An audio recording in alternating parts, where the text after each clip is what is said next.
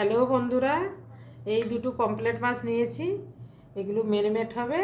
আর এতে যা যা উপকরণ লাগবে পমফ্রেট মাছে সেটা এখানে দেওয়া আছে।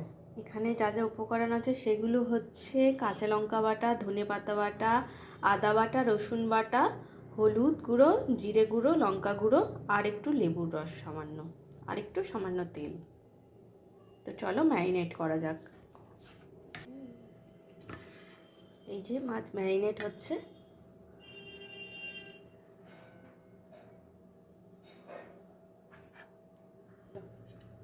দেখো বন্ধুরা, দুটো মাছে কি সুন্দর মশলা মাখা হয়ে গেছে। এপিঠ আর ওপিঠ দু পিঠেই হয়ে গেছে।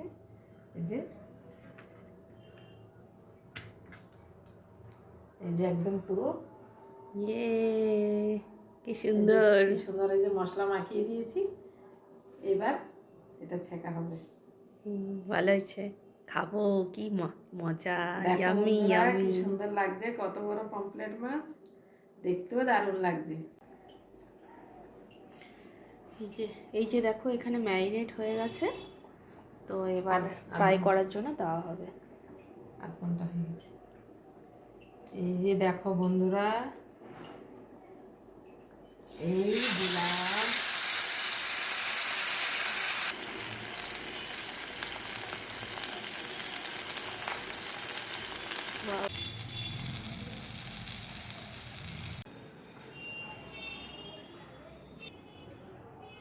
কি খাচ্ছ মা? এই যে পমফ্রেট মশলা ফ্রাই। কিরকম হয়েছে? খুব সুন্দর, দারুণ।